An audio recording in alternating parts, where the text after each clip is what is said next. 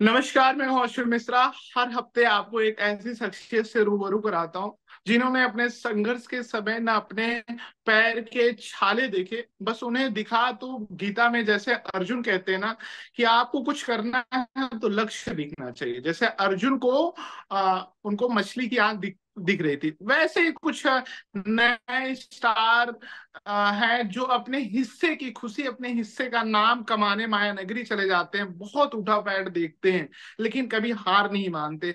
हार मान लें तो जिंदगी क्या, और जीत लें तो जिंदगी मुकम्मल क्या। तो इस बीच जो इन दोनों के बीच की जो कसमकस चलती है, इसी के बीच में बन जाते हैं कोई नेक इंसान तो कोई बन जाता है करोड़ों दिलों का राज। पांडे जी की अपकमिंग फिल्म जो 2 अगस्त को सिनेमा हॉल में रिलीज हो चुकी है। हम आज इस संडे के दिन ये रिकॉर्ड कर रहे हैं इंटरव्यू, और आई होप आप लोगों ने सिनेमा हॉल में उस किरदार को जाना होगा, देखा होगा। अजय देवगन बहुत ही आज मैं आपको रूबरू करा रहा हूँ। हार्दिक सुनिए। हार्दिक भाई, कैसे हैं आप? मैं बहुत बढ़िया हूँ। बहुत बहुत बहुत शुक्रिया मुझे शो पे बुलाने के लिए। Thank you so much for having me.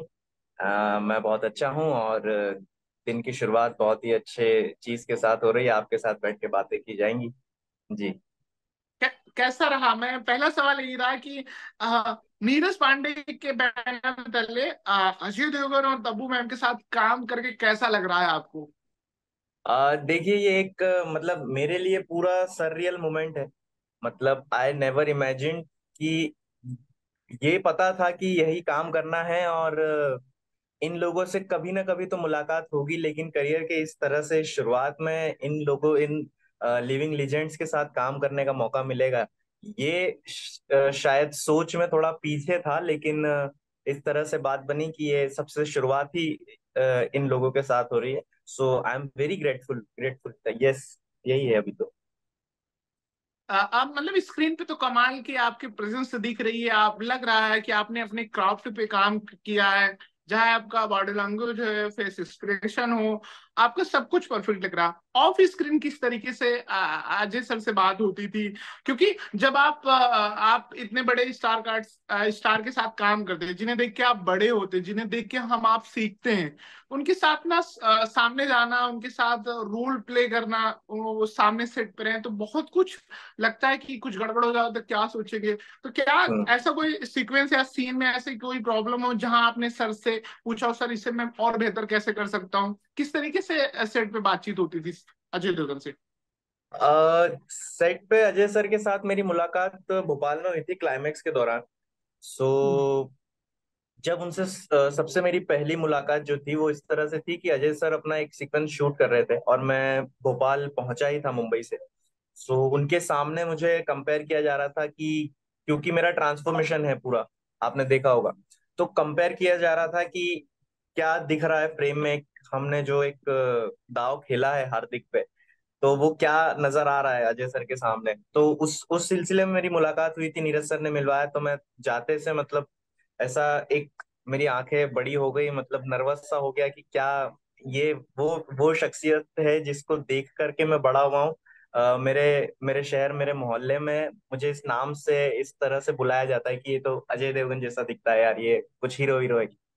सो उनसे मुलाकात हुई तो मैंने जाते से उनके चरण स्पर्श किए। और वो एक बहुत छोटी सी मुलाकात थी, क्योंकि मेरे लिए तो मैं उनसे देख करके सीखा हूं। तो हमारे संस्कार में है कि चरण स्पर्श करना तो एक बहुत बेसिक वो है। तो वो मुलाकात रही। उसके बाद जब शूट था मेरा next day, when I was in hotel, तो मैं अपने दोस्त से बात कर रहा था कॉल पे रात को कि यार मैं घबरा रहा हूँ कि कैसे होगा क्या होगा, क्योंकि कल उनके सामने खड़े होना है। आज तो सिर्फ मुलाकात हुई है, 1-2 मिनट की बात हो गई, लेकिन कल कैमरा ऑन होगा, सब कुछ फिल्म के पर्सपेक्टिव चलेगा। So I was very nervous and डरा हुआ था मैं।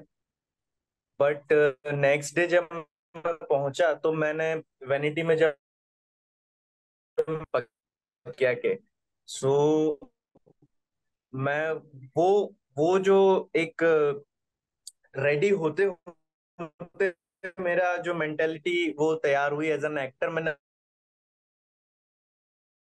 अपने आप को समझ से किया। साथ हार्दिक वाला संबंध अभी कट होगा, उसको हमें काम डाउन करना है। एंड पकिया और कृष्णा आमने सामने होंगे, तो उसी सिलसिले में उसी माइंडसेट के साथ मुझे उतरना है मैदान में साइड पे। तो वो रहा। और जब हम लोग एक्शन भी शूट कर रहे थे तो मैं डरा हुआ था, क्योंकि कहीं ना कहीं आपके बैक ऑफ द माइंड तो ये चीज है ही कि वो अजय सर हैं और वो एक्शन के बहुत माहिर खिलाड़ी हैं। उससे ज्यादा वो एक कमाल के, मतलब मेरे लिए तो वो एक आइडल इमेज है। तो उस आइडल इमेज के सामने खड़े होकर के आप एक्टिंग कर रहे हो उस इंसान के सामने जिसको आपने देख करके सीखा है, जो उनकी बारीकियां हैं, जो उनका सहज भाव है कैमरा के सामने, वो आपने उनसे सीखा है। आप उनके सामने अब एक्शन करने वाले हो तो उनको टच करना, क्योंकि एक्शन है, आप उनको टच करते हो, ज्यादा कम कुछ होता है। सो आपको एक डर है कि आप आज पहली बार एक्शन कर रहे हो, वो भी इस लेजेंड के सामने। तो वो एक डर था, तो मैं बहुत कम कर रहा था, मतलब थोड़ा अपने आप को बांधे हुए था, संकोचित था। तो नीरज सर ने ये नोटिस कर लिया था। एंड नीरज सर गले में हाथ डाल के मुझे साइड में लेकर के गए और कहा कि यार क्या हुआ, क्यों डर रहा है? तो मैंने कहा सर वो उनको हाथ लगाना और उनको जो भी एक्शन है हमारा, तो मुझे डर लग रहा है कि वो कहीं कुछ बोल देंगे तो मैं अभी तो नर्वस हूं, मैं फिर कर ही नहीं पाऊँ। सो उन्होंने कहा कि देख डरे मत, वो भी एक्टर हैं, वो भी समझते हैं, तू भी एक्टर है, तू अपना काम बहुत अच्छे से कर, वो समझेंगे। सो ऐसे ही हम धीरे से, उन्होंने मेरी थोड़ी हिम्मत बढ़ाई। फिर एक सीक्वेंस जब आया तो आपने देखा होगा कि हम लोग एक्शन कर रहे हैं तो एक दूसरे के सामने खड़े हुए हैं। तब वो जो सीक्वेंस आया तो एक्शन डायरेक्टर ने कहा कि ये नकली लग रहा है। तो खुद अजय सर ने एक स्टेप आगे लिया मेरी तरफ और कहा कि क्या कर रहा है, तू क्यों डर रहा है, कर, मेरे को जैसा करना चाहता है तू कर। उन्होंने कहा कि जैसा तेरे को करना है, मतलब पंच मारना है, तो उन्होंने कहा कि तू मेरे को मार के दिखा पहले। तो वो मेरे लिए एक बहुत बड़ी बात थी, क्योंकि एक बड़ा जो एक्टर होता है, जो स्टार होता है, वो इस काबिल इस चीज को बहुत बारीकी से जानता है कि कैसे मुझे सामने वाले व्यक्ति को कंफर्ट कर देना है, अपने ऑरा में ले लेना है।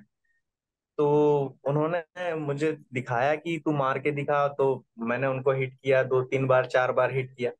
देन जब वो एक उनको परफेक्ट लगा कि हाँ वैसे ही करना, तू घबरा मत, देखो जैसा करना है तू कर, खुल के कर, मैं कुछ भी नहीं कहूंगा। तो ये मेरे लिए एक बहुत बड़ी बात थी, और वो मतलब चीज दिल में घर कर गई कि इतने सपोर्टिव है, जो हम लोग बाहर बातें सुनते हैं कि यार ऐसा होता है वैसा होता है, but they are very good. They are literally living legend. Tabu ma'am और नीरज सर के साथ कैसी बॉन्डिंग रही, किस तरीके से बातचीत होती थी सेट पे? तबू मैम के साथ तो मेरा सीन रहा नहीं है, आपने देखा ही होगा। जो हाँ, आई नो। हाँ, सो उनके साथ मेरा सेट पे भी वैसा वास्ता नहीं रहा। नीरज सर के साथ बड़ा कमाल का एक चीज रही है। वो उस तरह की बॉन्डिंग है उनके साथ कि वो शो नहीं करते हैं, और आपको सिर्फ उनके एक्शंस, उनके बॉडी लैंग्वेज से आपको समझना होता है कि हाँ ये आपको प्यार दे रहे हैं, आपको अप्रिशिएट कर रहे हैं, आपसे खुश हो रहे हैं। सो उनके साथ वैसा रिश्ता है, सब कुछ चीजें हुई तो उनको बड़ा एक खुश हो गए थे वो कि यार इस लड़के ने ये ट्रांसफॉर्मेशन जो इतना हैवी था, जिसके लिए सब लोग डरे हुए थे कि क्या होगा कैसे होगा, तो वो करके दिखा दिया। एंड बहुत जगह पर ऐसा मैंने नोटिस किया कि वो मुझे एक मतलब छोटे बच्चे की तरह ट्रीट करते थे कि आ जा यार, चल कर लेते, हो जाएगा, बढ़िया है, अच्छा कर रहा है, ऐसा है वैसा। तो बहुत अच्छा लगता है, मतलब उनके साथ फ्राइडे फिल्म्स इज लाइक कि जैसे घर आना हो जाता है आपका, घर पे आप जितने कंफर्ट होते हो, वैसा ही कंफर्ट है फ्राइडे फिल्म्स के साथ, नीरज सर के साथ। चलिए थोड़ा और पीछे ले चलते हैं। ये तो आपने इस फिल्म की चर्चा थी, इसलिए इंडिया न्यूज आपसे बातचीत कर रहा है, खबर हम्म। आपसे बातचीत कर रहा है। मैं जानना चाहूंगा बचपन कैसा बीता, बचपन में कौन कौन, मतलब फैमिली में कौन कौन है, बचपन कहाँ बीता, पढ़ाई कहाँ हुई, क्या हार्दिक को उसी समय उन्होंने गोल सेट कर लिया था मुझे एक्टर ही बनना है? जी देखिए, मैं बाबा महाकाल की नगरी उज्जैन मध्य प्रदेश का रहने वाला हूँ, और वहीं से आता हूँ। तो जो मेरा बचपन है वो पूरा, मेरा जन्म भी उज्जैन में हुआ, मेरा जो पूरा पालन पोषण है वो भी उज्जैन में ही रहा। कक्षा 12वीं तक मैंने पढ़ाई वहीं की। तो बचपन मेरा काफी बदमाशी वाला, शरारतों भरा था। वहीं छोटे मोहल्ले में मस्ती करना, मोहल्ले का जो हीरो टाइप का जो लड़का होता है, एक बदमाश लीडर, सो वो मैं था। कि अगर मान लीजिए कहीं पे भी कुछ शरारत हो गई है किसी थर्ड पर्सन के वहां, तो वो सीधा इल्जाम जो है आएगा हार्दिक सोनी पे, भले हार्दिक सोनी घर में सो रहा हो। एक बार ऐसा किस्सा हुआ भी था। तो खैर वहीं बीता। और 2007 की गर्मियों में, जब बदमाशी इसी तरह से अपने चरम सीमा पे थी, तो कहीं से पता चला पापा को कि यार महिला बाल विकास विभाग की एक योजना आई है जिसमें परफॉर्मिंग आर्ट्स की सारी एक्टिविटीज सिखाई जा रही है, वो भी फ्री ऑफ कॉस्ट। वो गवर्नमेंट का एक प्रोजेक्ट था, संस्कृति मंत्रालय का। तो उन्होंने वहां भेज दिया हमको। वहां हम जाने लगे, काफी सारे बच्चे आते थे, तो सारी परफॉर्मिंग आर्ट्स की एक्टिविटीज चलती थी। अब वहां जाके ऐसा हुआ कि यार ये बढ़िया चीज है, यहाँ पे गाना बजाना चल रहा है, कोई पेंटिंग कर रहा है, कोई अपना डांस कर रहा है, ये तो बढ़िया चीज है। तो हम वही मस्ती करने लगे। अब वहां पे हम जो है लीडर हो गए बदमाशी के। तो इसी तरह से वहां पे एक वर्कशॉप आई थी, नाटक, खाद्य नायक, जो प्रवीण चौबे भोपाल से आए थे, उन्होंने एक नाटक किया। तो 2007 में वो नाटक किया, तब कुछ समझ तो थी नहीं कि क्या करना है क्या नहीं करना है, बट उन्होंने ऐसा कहा कि ऐसा कर दो ऐसा कर दो, तो हमने कर दिया। और वो इतना अच्छा हुआ कि वो सिलसिला लगातार चलता रहा। और बस फिर एक बार दिमाग में चढ़ गई कि यार यही काम बढ़िया है और यही हम इसको आगे परस्यू करेंगे। तो तब से बस ये सिलसिला चल रहा है। पहले पहले प्रोजेक्ट बारे में बताएं, जब आप माया नगरी पहुंचे तो वो कैसा टाइम बीता, क्योंकि हर कोई जाता है तो बहुत आसानी से सब कुछ मिल नहीं जाता। माया नगरी नाम ही माया नगरी है, तो माया अपनी जी दिखाती है। किस किस जी। माया में आप फंसे, किस किस माया का सामना करें, किस तरीके के स्ट्रगल रहे मुंबई के शुरुआती टाइम के? देखिए, मैं ये कहूंगा कि मैं उन स्ट्रगल्स से नहीं गुजरा हूँ, टू बी वेरी ऑनेस्ट। कि जो हमें दिखाया जा रहा है मार्केट में कि मैं यहाँ सोया, मैं ये, क्योंकि अभी वो समय नहीं है कि आप अचानक से वैसे आ जाते हैं। मैं थोड़ा अपनी तैयारी करके आया था क्योंकि मैंने ड्रामा में अपना डिग्री किया था। उसके बाद मैंने तैयारी करना शुरू कर दी थी कि हाँ मुंबई जाना है, तो उसके हिसाब से मैंने चीज़ों को वर्कआउट करना शुरू किया था। तो मेरे एक बहुत अच्छे दोस्त हैं, उन्होंने मुझे यहाँ पे थोड़ा सा समझाया कैसे करना है क्या करना है। तो मैं अपनी चीज़ें यहाँ पर सब कुछ घर और वो सब चीज़ें लॉक करके गया था। एंड आने के बाद मुझे लोगों से थोड़ा सा रहा है मामला कि लोग मुझे शुरुआती दौर में ठीक नहीं मिले और मिले भी। तो जो नहीं मिले उनसे मेरा मोराल एकदम डाउन हो गया था, क्योंकि आप एक छोटे शहर से बहुत बड़ी जगह में आ जाते हो और आप वैसे ही घबराए हुए होते हो। आपको अच्छे लोग मिल जाते हैं तो आप मतलब सोने पे सुहागा वाली चीज हो गई है। बट अगर एक भी ऐसा कोई नेगेटिव बंदा मिल जाता है तो आपका मोराल डाउन हो जाता है। कुछ लोग, बट उस समय संभाला पर, क्योंकि मैं अपने पापा मम्मी से बहुत ज्यादा कनेक्टेड हूँ, तो हर चीज उनसे शेयर करना, तो वहां से भी मुझे समझाइश आती थी कि इस तरह से अभी करना है, ये करना है, वैसे करना है। तो स्ट्रगल इस तरह रहा है कि अब मुंबई आ गए हैं तो अब काम कैसे मिलेगा। और आराम नगर जाना, वही रोज ऑफिसेस चक्कर कि क्या कुछ है कुछ नहीं है, वही मतलब एक लगातार आपको ना के जवाब मिलना, कुछ नहीं है कुछ नहीं है। तो बड़ा परेशान हो गया था। कुछ ही दिन पहले एक दोस्त ने कहा भी कि यार तू तो पूछता था कि क्या गलती कर रहा हूँ क्या गलती कर रहा हूँ, और आज तूने गलतियों को इस तरह से सुधारा कि आज तू बड़े पर्दे पर। तो वो चीजें मतलब गिरना संभलना वाली चीजें चलती रही। स्ट्रगल मतलब मैं नहीं कहूंगा कि वो टिपिकल वाला रहा, बट हाँ काम को पाने की जद्दोजहद बहुत रही। और मैं बहुत रेस्टलेस हो जाता हूँ जब मेरे पास काम नहीं होता। मैं बहुत ओवर थिंक करता हूँ और बहुत परेशान रहता हूँ कि काम क्यों नहीं है। अगर है तो उसको हम कैसे इनकैश करें, उसको कैसे बढ़ाएं, और अगर नहीं है तो हम क्या गलती कर रहे हैं जो हमारे पास नहीं आ रहा है। और ऑलवेज बड़े की चाहत रही है। यस। पहले काम के बारे में बताएं, पहला रोल जो आपको मिला वो किस तरीके से खुशी थी? सबसे पहले माँ पिताजी से क्या बातचीत हुई, और पहली कमाई? पहली कमाई तो मेरी नाटकों से हो गई थी। उज्जैन में रहते हुए मैं लाइट एंड साउंड नाटक कर रहा था, तो कुछ पैसे मिले थे, और उज्जैन में एक शूट हुआ था तो वहाँ स्पॉट बॉय का काम आया था, तो वो मैंने कर लिया था। तो वहां से 300 रुपये मुझे मिले थे पर डे के, और नाटकों से मुझे मिल जाते थे 300 500। तो वो पहली कमाई मेरी उस दौरान रही है। बट अगर मूवी की बात करूं तो मेरी पहली मूवी थी डॉक्टर जी, जो आयुष्मान खुराना की मूवी थी। अनुभूति कश्यप ने उसको डायरेक्ट किया था। सो उसमें मुझे एक चाय वाले की भूमिका मिली थी। और अ, वो फिल्म के लिए मेरा पूरा परिवार, मेरा पूरा शहर, मेरा मतलब मुझे जितने लोग जानते थे और मेरा भी पहला काम था, तो मैंने भी सब जगह कह दिया था कि भाई अब जो है अपना काम हो गया है, आयुष्मान खुराना के साथ फिल्म कर ली है, और बड़ा मजेदार रहा है काम। तो वो मेरा पहला काम था। बट इवेंचुअली वो फिल्म जब एडिट हुई तो उसमें पूरा मेरा चंक खत्म हो गया था, कहीं बीच में मैं ब्लर में दिखता हूँ उसमें। उसके बाद मुंबई में मैं लापता लेडीज, जो भी फिल्म रिलीज हुई है, लापता लेडीज में मेरा एक बहुत अच्छा कैरेक्टर फाइनल हुआ था। बट वो सेकंड कोविड वाला जो लेयर चल रहा था उस समय का काम था। तो उस समय कोविड का हम उस कोविड के घेरे में आ गए थे, तो हम लोगों को निकालना पड़ा उन लोगों को। बाकी बहुत अच्छा वो था। उसके बाद फिर मुझे वेब सीरीज वगैरह में मतलब 1 डे 2 डे लगातार मेरा चलता रहा था। जैसे त्रिभुवन मिश्रा सीए टॉपर अभी आई है, उसमें मैंने अशोक पाठक जो है उनके यंग कैरेक्टर को मैंने किया है। कोटा फैक्ट्री सीजन 3 अभी आई है।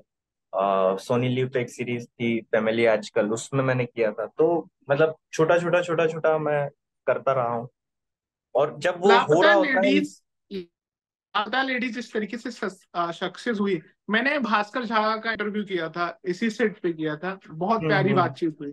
उन्होंने एक्सपीरियंस बताया कि उम्मीद नहीं थी, लोगों को एक नजरिया दे दिया लापता लेडीज ने कि इस तरीके से फिल्में बन सकती है और नए लोगों के ऊपर दांव खेलेंगे तो अच्छा काम देंगे। कहीं ना कहीं मलाल तो रहा होगा, काश कोविड ना आया होता तो आज मैं उस सक्सेस फिल्म का हिस्सा होता।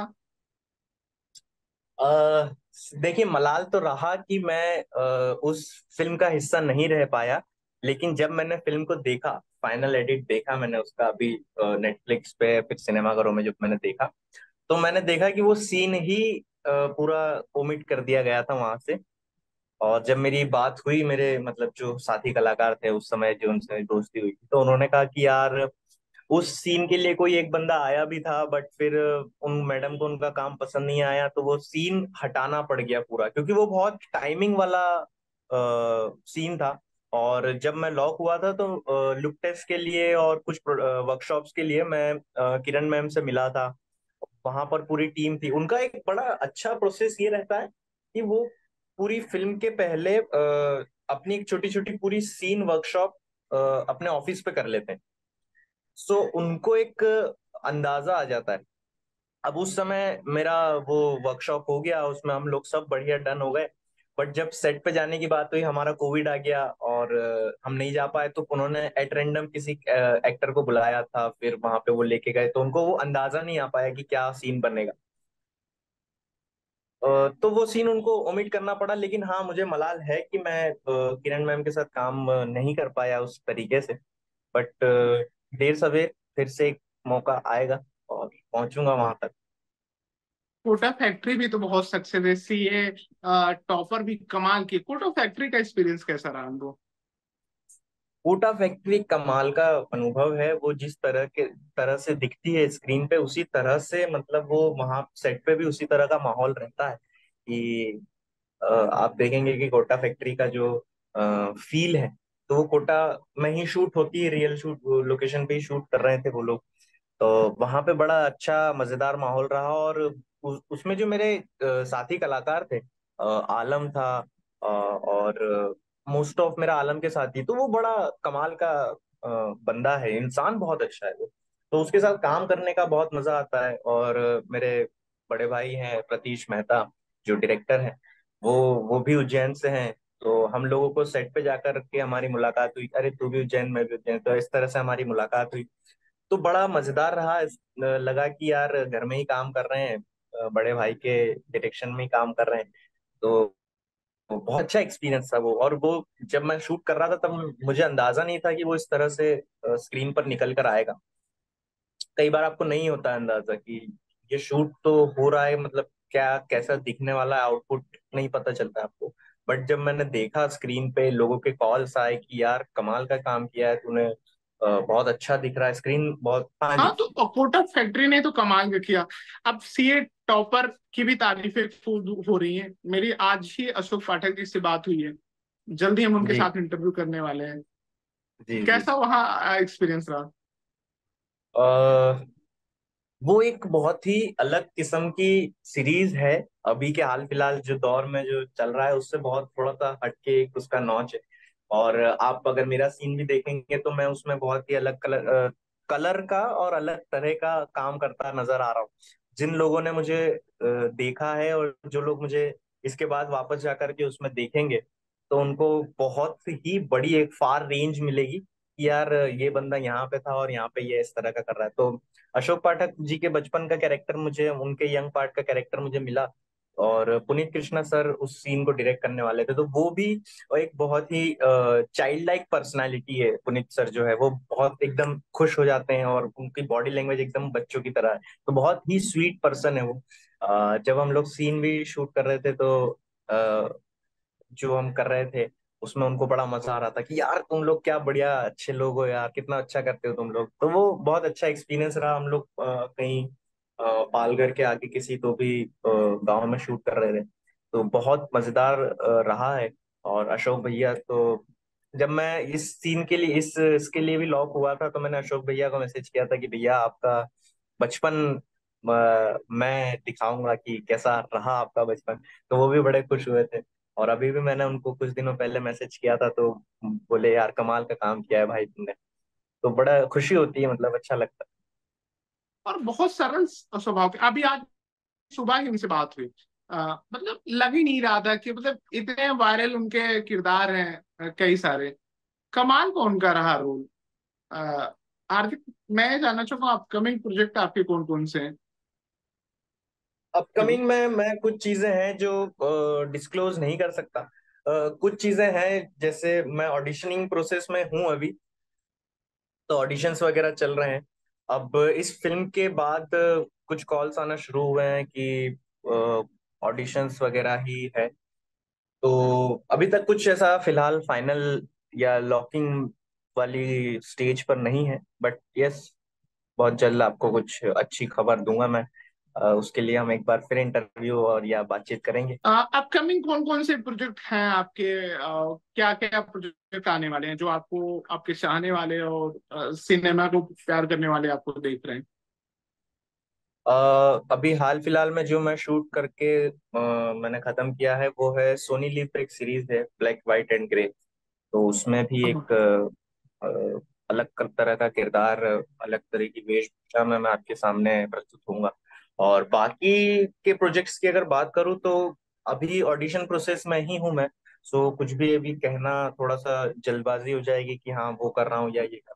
बट हाँ बहुत जल्दी मैं आपको कुछ अच्छी खबर दूंगा और उस अच्छी खबर के साथ हम एक बार फिर आपके साथ बातचीत करने के लिए उपस्थित बिल्कुल। होंगे।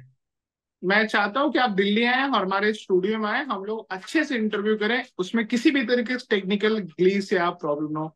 आपके फेवरेट डायरेक्टर कौन है जिनके साथ आप काम करना चाहते हैं?